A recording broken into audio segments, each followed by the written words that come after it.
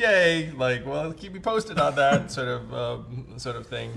And so then after I came back much with Andy, I was like, hey, I'm really doing this. And then it got more serious for her, I believe.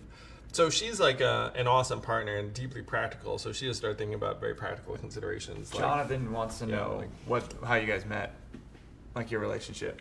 So we met in New York City. We both were on Columbia's campus. We both graduated a number of years ago, but there was like an on-campus event. So we met in early 2006. Gosh, 13 years ago now. And we were both dating other people at the time.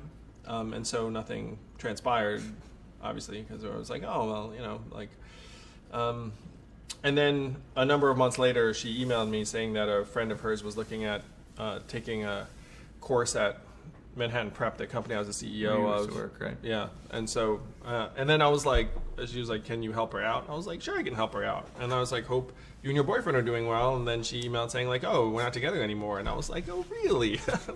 And I was single too at the time. So I was like, you want to get together for dinner? So that was in 2006. And we've been together ever since. Well, there's like is that technically correct? I'm thinking like there might have been like during the dating period where she, I think there was one point where I wasn't sure if I was going to see her again, but then I did, obviously. So we've been together since '06, and then got married in 11. Had our first child in 2012, who's turning 7 at the end of this month. It's hard to believe. I mean, time flies, but yeah.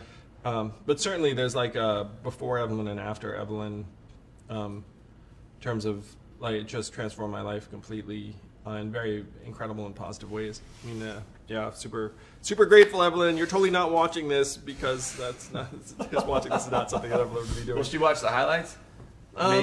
I mean, she watched the the front to finish. I mean, that's like, but I mean, asking your wife to be like, hey, you want to watch my 10-hour AMA? Be like, psh, like, oh, God. Andrew, I see you too often. I see you all the time. And like, so I'm sure she's not watching this. But love you, Evelyn, and thank you. I tell people all the time when they thank me for running, which happens sometimes, I'm like, thank my wife, because she's taking it on the chin much more than I am.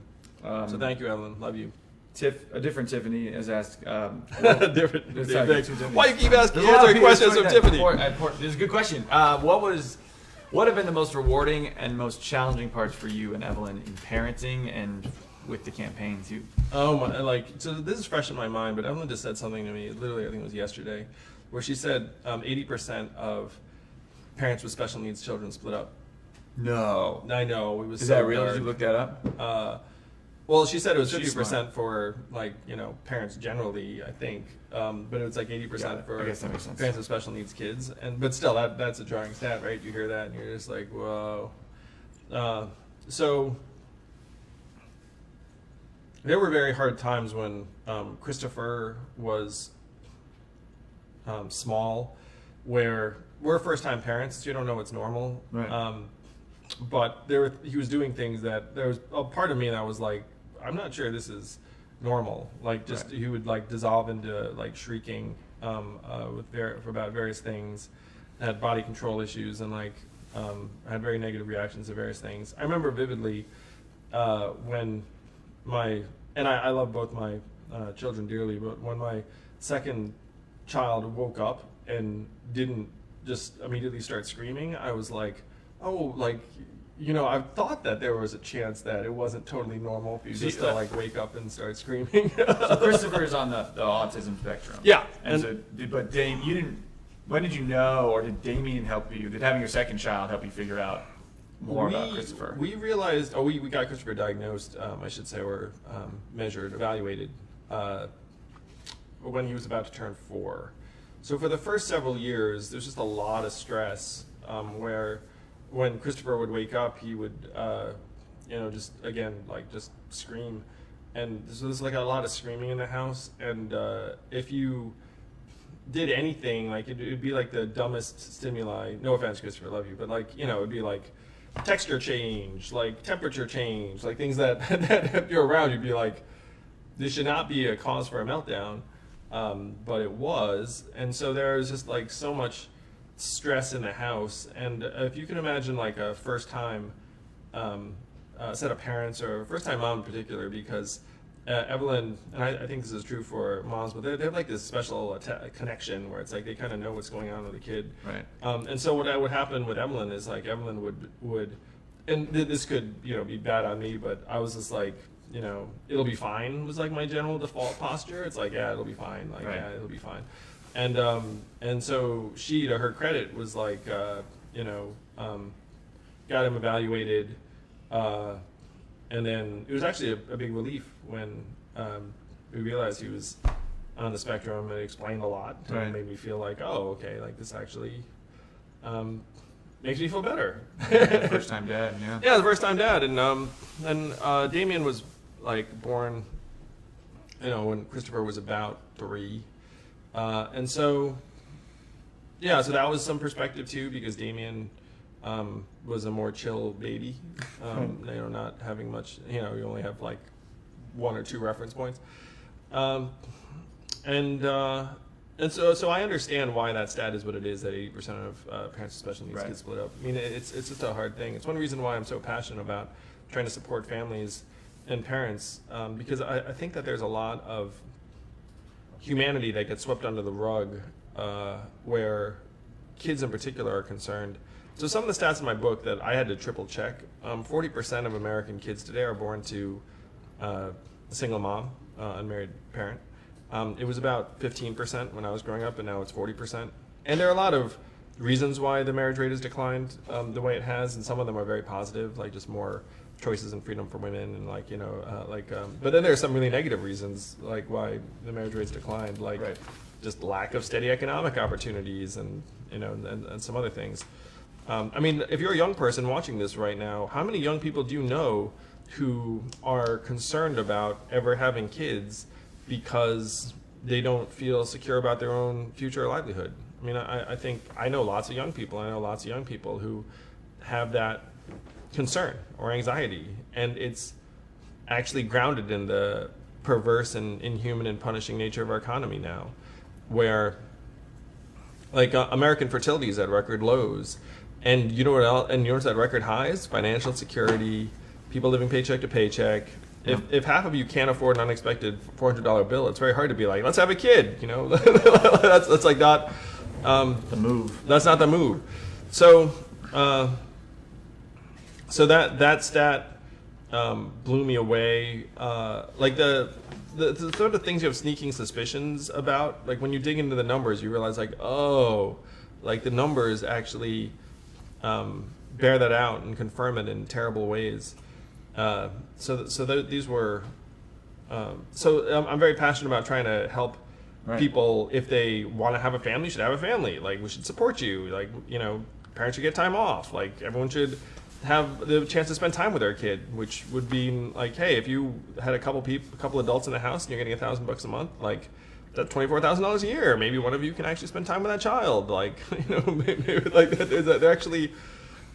We should be providing free marriage counseling to any parents that want it, because the data is very clear that if you stay together and have kids, then like the outcomes are more positive. Right. But and so it would be actually a very smart investment on the part of society just to say, if you want to, obviously, like if you don't belong together, don't want to be together, then by all means. But right. like if you want to try and figure it out, like I'm happily married, and like Evelyn and I, are doing great, but like remembering those stressful years with Christopher, I can very easily see how families with lower levels of support or makeup or whatever it is would break apart. And then what happens to those children? It's like the children then, obviously some turn out like A-okay and the rest of it, but then some look up and be like, where the heck did daddy go? And that's particularly true for young boys. The data show that little boys are more sensitive to parental time input than little girls. Mm-hmm. So, and when I talk about these 40% of kids are born to single moms, like something like 85-90% of single parents are single moms.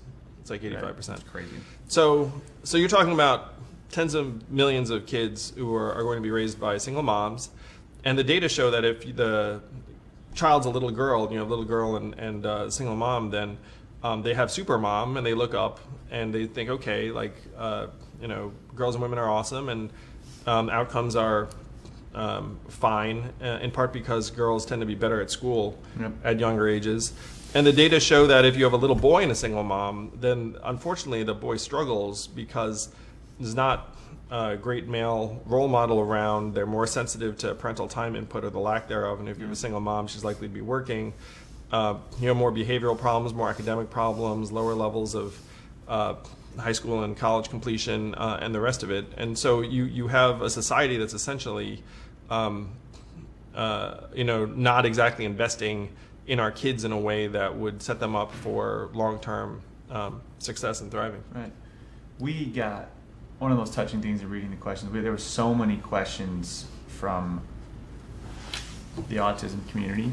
So many questions. One of them I love was a personal story from someone named Jacob. He said, I'll read. I'm just going to read most of it. It said, Mr. Yang, my sister has autism. She just turned 21, so she is aged out of her school program. My family is now in the heavily bureaucratic process of securing adult services for her, and we've all been frustrated about how much complication there seems to be in just being able to make sure that my sister continues to achieve her goals and make necessary progress. My question for you is, I've seen a lot of people are championing the fact they love that you talk about this, and I do too personally. But the question was, I've seen your policy. What would you do to implement further aid? What would you do for families and with adults with autism, kids with autism? What would you do to fix our process, our funding, like that? The questions go on and on. Yeah. The first question that comes to mind for me from this questioner, what's his name? Was Jacob. Is where does Jacob live? Because the services look different in different parts I have of a the zip country. code, but I'm gonna have Yeah, to no, I mean, we don't need to do that. Okay. That's fine. But so services are different in different parts of the country, and that's really part of the problem, is that you have certain communities that have some resources available and many communities that do not. And to me, this is something we should be solving for at the national level, because this is the new normal. Autistic children often grow up to become autistic adults. And there are autistic families that say to me that to the extent there is any support, it stops completely at the end of schooling. But there are many families whose autistic members are going to have needs well past 18 or 21. Right. I mean, many, like their entire lives. And it can destroy families. It can destroy lives. And Jacob's in Connecticut, which has a generally speaking pretty solid public school system for this. Yeah, so the least we can do is try to address this collectively and nationally and say, look, this is the new normal. This is our future. We can't just say you're on an island when you have a child who is going to need some degree of support and services for their entire lives. We should federalize those resources. Put billions of dollars to work, and the great thing there is you'll end up creating opportunities around supporting various people with autism in ways that people would really want. There are a lot of people who want those jobs. It's just that right now there aren't resources for them. If you go to the average community or school district, right, you can say hey, what are the resources available? They're just not there. And I feel for many of these communities because they have limited budgets and resources, and they're robbing Peter to pay Paul. I was talking to the vice chair of one of the national autism organizations, and she said that they had people checking on school districts to see whether they were doing what they were supposed to do in the school. Right. And they had people hiding from them in the school because they just didn't want to have to have that conversation. Oh my gosh. But then she said she didn't actually blame the school because even if they had the money, they wouldn't have been able to hire someone with the right expertise in that part of the country anyway. So there's so many problems that we can address if we start trying to put the resources to work. So feel for you. His name was Jeff? Jacob. So Jacob, thank you for all you do for your sister. We have to help you do much more. I would say federal resources put to work. I know you have to go through so much red tape, it's insane. We have to try and make it more straightforward, right, and give you a clearer path forward, give you and your sister and hundreds of thousands of families around the country a clear path forward. We got this question, which I think is fascinating, maybe a good segue into one of the things we want to talk about. is your freedom dividend at some point, and automation continue. But Jess asked a question, like you, I have a young child with autism, but you talk a lot about the future of employment, and she basically goes on to say, how does let's call it the atypical community fit into this new economy you're talking about? No, and so this is the thing that, like, there are two sides to this, and this is the current American approach to every problem. Actually, these people have like incredible hidden talents that if you put them in various like appropriate environments, like you'll see that they can like contribute like at incredible levels. I think the NSA is the number one employer of individuals on the autism spectrum. This is like the general approach to this question, and it's not just used for people on the spectrum. It's used for like everyone under the sun. Pretty much, it's like you're not doing it right because like if these people were put in the right environment, then they would like have these massive market impacts, positive market impacts. And there's some truth to that because it is true, but we have to face facts. That's true for like a subset of these people. Like some of the people on the spectrum we're talking about are like nonverbal and will just need lifelong support their entire lives. So if you just go around saying like, hey, we got a job for you. Yeah, we got a job for you. We got these better things. Like, I mean, of course, like, we should be trying to create opportunities for people with very diverse capabilities and neurological profiles. But like arguing, essentially, the thing that drives me nuts about it is that what don't like have economic value attack does is it essentially says we all subscribe to the market utility measurement of human value. Is like if you're a trucker and now your truck driving skills have no value in the market because your truck's driven by robots, we should make you into a coder or something that does have market value. And because if you don't have economic value, you have no value. Right. And then if you take a group of people, like people on the spectrum being like they have economic value, it's like you should just be like, it doesn't matter if they have economic value. They have human value. They're human beings. They're our children. They're our fellow citizens and Americans. Like if like AI presidential candidate came out behind me and was like, hey, turns out I'm better than Andrew at everything, like, does that mean I should just like go and be like, well, it's over for me? I should just like just jump out a window now? Like, of course not. And so, like, it's somewhat frustrating to when people are trying to sell it as if it's like you just haven't plugged into their market contribution potential. It's like, well, yes, we should be doing everything we can to like help people find fruitful opportunities, but we should also say, look, the market is not the end-all, be-all determinant of who has value and who doesn't. Like, and one of the points I'm making on the trail, which is very, much in this conversation, is like, what does the market value Evelyn's work at with our boys? 0.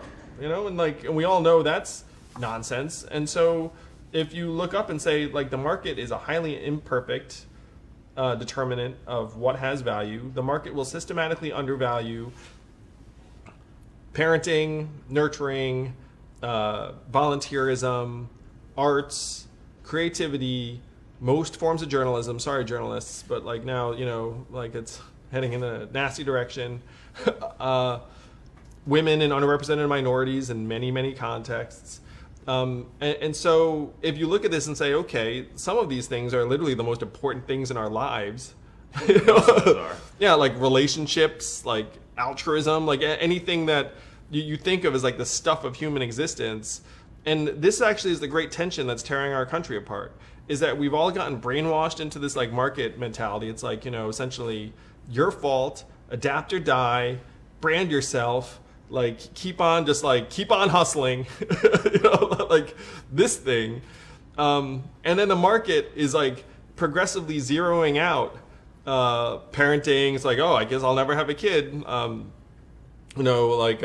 Helping others, like most forms of arts and creativity, a lot of people with various neurological profiles.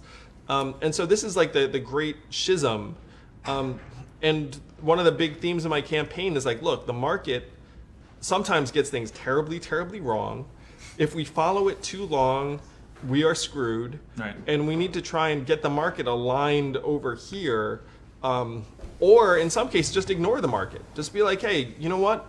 Like, we're the richest society in the history of the world, 21 trillion or so in GDP, like up $5 or $6 trillion in the last 12 years, like easily afford $1,000 dividend for every American adult. And then people will be like, oh, what have they done to deserve that? It's like, you know, they're an American, owner and shareholder of the greatest country in the history of the world. Like, you know, this is a starting foundation. And then that alone gets you thinking differently about how to address even folks in like the special needs community. It's not like, oh, I'm going to like find some way for you to become like some savant, like, order. It's like, hey, guess what? Like, human being has value. Like, what's that? You like, you know, someone who's going to need service the rest of their life? Great. Like, you know, instead of being like, oh, that's like a drain on our society. That's like the point of our society. So it's like, well, what's that? Need some services? Like, fantastic. There are probably like dozens of people that actually want to provide those services if they could make any kind of living doing so. So let's like make that possible. So, you know, I love this. Sitting with you many hours, now a year and a half. But basically don't let the market brainwash you. That's the crux. And the crux of your campaign, like you have over 100 policies on the website. But solution number one is their freedom dividend of $1,000 a month, which of course we've gotten a million questions on, and I want to hammer this right now. I want you to get the opportunity to hit, because a lot of it sounds too good to be true. It sounds like there's a lot of like doubt initially, right? So let's start with, I mean, kind of what you're just saying, like why we need it, right? Like what is it supposed to accomplish? And let's start there. Well, it's interesting. I mean, I can talk about like my own exposure to it and evolution. Yeah. And then I'll start with the. Though I will say that I think the first time I heard about universal basic income, I was like, oh, it's a good idea. Like, we should do that. I thought it sounded like socialism. Well, the first time I saw it, it was in the context of reading some of these books in the future of work, like Rise of the Robots and Second Machine Age, and most all these books end up with like, hey, probably gonna need universal basic income. I was like, oh yeah, that's right. Okay. So I've always, I mean, I'll be honest, Right, like I've always been like, yeah, that's probably a good idea. It wasn't like drop everything and run for president on it, but I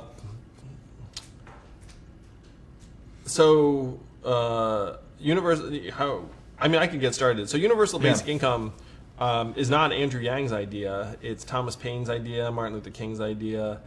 Elon Musk obviously thinks we should do it. Thank you, Elon. So it's not me. I mean, it's a deeply American idea. Thomas Paine called it the citizen's dividend. Martin Luther King called it the guaranteed minimum income. Richard Nixon called it the family assistance plan. And Alaska has called it the petroleum dividend for almost 40 years now, where everyone in Alaska is getting between $1,000 and $2,000 a year, no questions asked. So if you're a family of four in Alaska, you might have gotten $8,000 last year. Yep. And it kicks in like a year after you move there. So if you really want some free money, you can go to Alaska and you can get it the next year. The reason we don't talk about it that much is that Alaska is not contiguous to the rest of the country, or else there probably would be more people taking it away. Yeah. It's a little further away. If you remember, if you watch the Simpsons movie, when they show up, then they're like, "Here's your money." I don't know if you. I'm not a big Simpsons guy. Sorry. If you saw the Simpsons movie, you remember the Simpsons moved to Alaska for a minute, and then they were like, for the money. Well, no, they move because they're on the run for something. But then they show up, and then they just give Homer money when he goes in, and then Homer's like, "It's about time."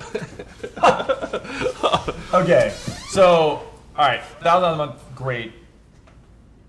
You talked about some of the benefits. Let's talk about the elephant in the room. The number one thing is we got online. Can you explain how you pay for it? This question is from Tifasone. I'm probably, apologies if I messed up your name, but it's a very cool name. So this is what he said. How would you like us, if asked by our friends, families, or strangers who want to know about how you pay for the freedom dividend? Explain how you pay for it in 3 or 4 sentences. We got a little more time than that, but how do you simply say how we pay for this thing?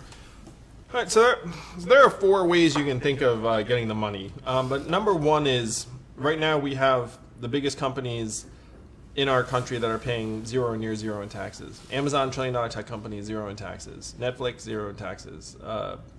Google moves a lot of earnings to Ireland. Like, they don't pay 0, but they pay a lot less than you'd think. Parking tens of billions of dollars in other parts of the world. So number one is like, how do you pay for it? You give us a slice of every Amazon sale, every Google search, every Facebook ad, every robot truck mile, hundreds of billions in new revenue. And so this is the thing that maybe these numbers help people. It's like someone looks at it and says something like Andrew, like, how can you pay for that? Isn't that, let's call it like 2.4 trillion a year or something like that? And then you say, wow, that sounds like a lot of money. Our GDP is 21 trillion. And then someone's like, like when people think about like these numbers, it's like we are the richest, most advanced economy in the history of the world. If you put it in the size of our economy, then let's call it 2.4 doesn't sound as bad. But if you start with this 2.4, if you have this mechanism where we share in the gains of the biggest winners of the 21st century economy, generates, let's call it 800 billion plus. Right. And what's the total cost of this plan? Let's call it 2.4 trillion, which is about right. 2.4. And 800 billion would you get from the value-added tax and the rest of it. All right. So which every other country has. Developed country. Every other developed country already has it. So people say it's crazy. Oh no, like any economist looks at it. Like the tax foundation was like, yeah, this is actually the best mechanism. Everyone kind of knows it. The only reason the value-added tax not been on the table in America is because the companies have been lobbying the crap out of it to try and keep it off the table. Like that's really it. Right.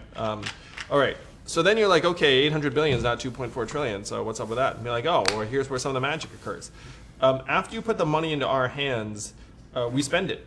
It ends up growing our consumer economy quite significantly. The money circulates over and over again, and then we get more tax revenue for the fact that there is like more purchasing, more traveling, more business starts, more hiring. Like all that stuff generates hundreds of billions of dollars, depending upon how aggressive you get with like how much the growth is going to be. Let's call it 500 billion, which is reasonable. So then you're at 1.3, so you have another 1.1 you're looking for. Mm-hmm. Then you save hundreds of billions on things like emergency room healthcare that we spend like hundreds of billions on now. Incarceration. I was with a corrections officer in New Hampshire who said we should pay people to stay out of jail because it's so costly when they're in jail. And this is a corrections officer, mind you. So you save billions on incarceration. You save billions on homelessness services. You spend billions essentially on what we currently are putting in place to try and pick up the pieces very often. Right. So then you're down to, let's call it like a little bit less than $1 trillion left. And then there was one study that showed that if you were to alleviate extreme poverty in this country, you would increase our GDP by 700 billion just on the basis of better educational outcomes, better health outcomes, better mental health. And then, so this is like a massive investment in our human capital. If you're a company, all the time as a company, you go around saying, hey, we have to invest in our people, we have to invest in our people. Because the thought is if you invest in your people, then they'll be more productive and then your company wins. We've all at least heard that. I mean, if you work for a good company, if you work for one of the rich companies, they actually send you to some ridiculous training for like a week. Where like, and then you were like, hey, did I learn anything in this training? Sort of, but like I really appreciated it. And then so like it sinks in, like you actually feel that. And then in the public sector, we try and disinvest. We try and be like, let's not spend any money on that person. Right. And then we end up getting stuck with the bill later. So if you invest in your human capital, you end up increasing the size of the pie by hundreds of billions conservatively, and then we get a lot of that value back, especially because it's literally us. So to go through the list again, fair share of the winners of the 21st century economy, cost savings on emergency room healthcare, homelessness services, incarceration, and various social ills. Economic growth, actually reverse that. So I'll say economic growth number 2, incarceration, homelessness services, and emergency room healthcare is number 3, and like the other things that we spend money on. And the number 4 is better health outcomes, better education outcomes, stronger human capital, better mental health, better decision making, higher productivity, higher entrepreneurship, etc. So if you add these 4 up, you come pretty close to the 2.4 trillion headline number. And again, you have to bear in mind that like this is money in our hands. That if you're a company and you say, hey, we're going to pay a dividend, no one ever says, well, that's a waste of money, because by definition, it can't be a waste of money. It's like, it's the money getting returned to shareholders. In this case, the money literally goes to us. We're the citizens and shareholders of this country. It's actually the best possible use of proceeds. Right. Because if the money goes to us, then we're the best determiners of how to allocate those resources. One of the things So that was a little bit long-winded. I'm sorry about that. But you summed it up. But I summed it up. Yeah. One of the things you say a lot is one of the biggest lies in America is that we don't have the money. Oh yeah, Zach knows this too.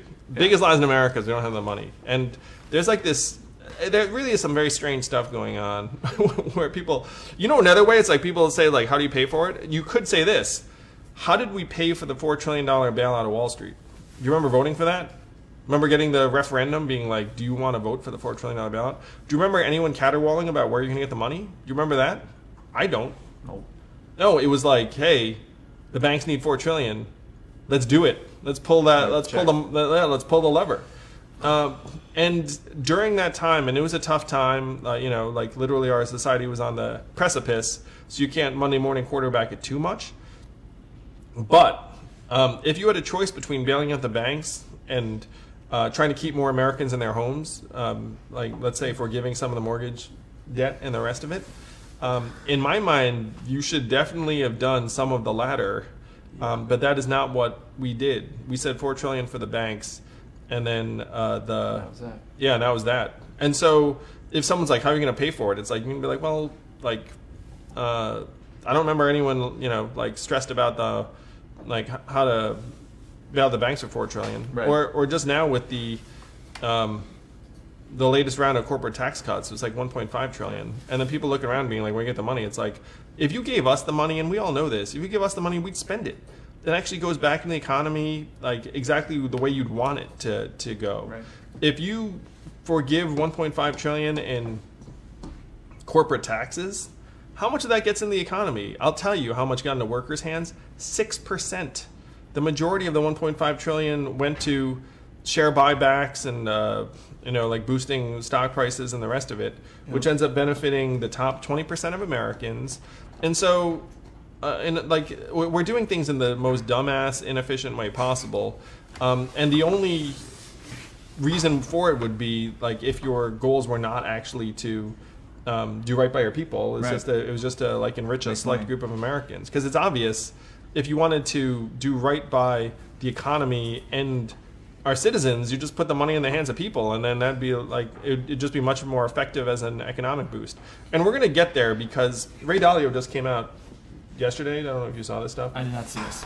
So Ray Dalio looked up and he called it like the Great Sag. He said we're gonna be in this great economic sag, and that central banks are going to be unable to do much about it because interest rates are all already at very, very low rates. So the financial image they use is like pushing on a string, is that if you've already lowered rates to as far as low as they can effectively go, and you hit a rough patch, then you can't just lower rates because they're already pretty much at zero. Yep. And so then he said, you're going to have to resort to fiscal policy. And you know what fiscal policy is? Spending money. And so the question is like, how are you going to spend the money? And I'm suggesting, you know how we should spend the money? Give it to shareholders, give it to Americans, and that would be the surest way to strengthen our both way of life and economy. This woman said to me, and it was in, I'm happy to say it was in Iowa. Right. She said to me, like, she gave me a hug and said, if we all got $1,000 a month, I don't think we'd ever have a recession again. You know, I mean, that was actually, wow. Yeah, I know. And you think about it, like maybe, yeah, because you know what we do with that money is is defined differently. Yeah, I mean, we just end up spending it, and then we have to, like have different economic measurements. Slightly different story, but but yeah, it's like it's clear to most Americans, common sense, that the most effective way to actually bolster our economy would be to put money into consumers' hands where it gets used. So. I just want to finish this keep thought. going. Sorry, I didn't know. No, because 78% of Americans living paycheck to paycheck. Right. Almost half can't afford an unexpected $400 bill.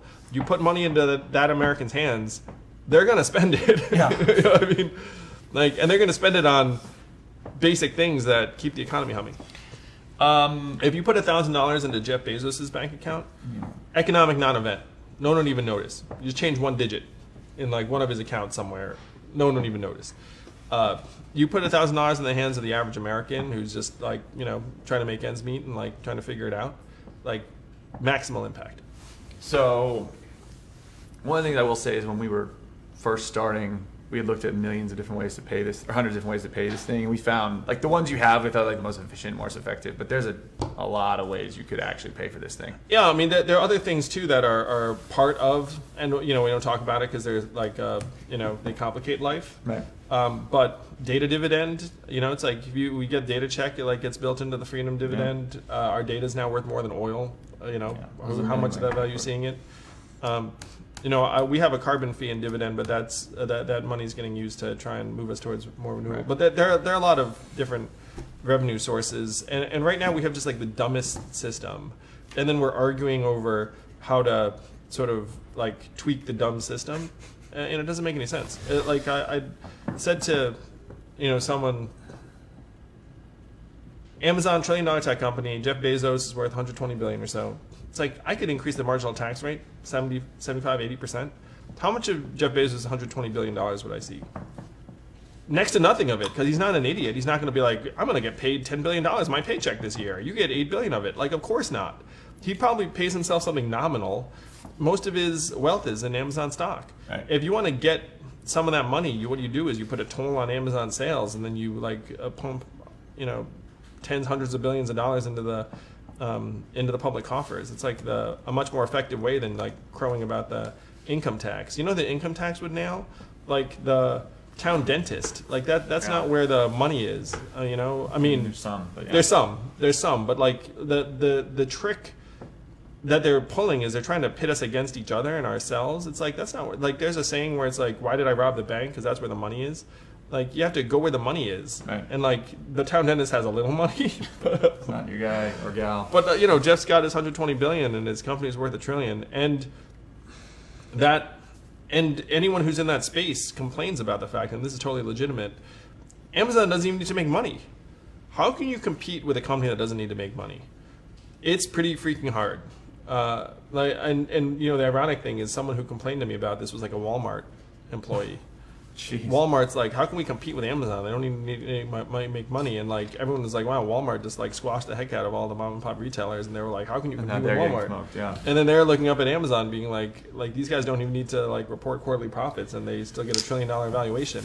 If Walmart reports an unprofitable quarter, their valuation gets cut like very, very quick. It was. So this is the system. This is a system. It's like we're in this system of hyper-capitalism run amok. Tim O'Reilly calls it super money. Says it's very hard to compete with super money, which is like money that doesn't even need you to like actually show profits. And right. So if you're in an operating environment where it's like I have to like scratch and claw for every nickel and dime, and then your competitor is like I can do whatever I want, then.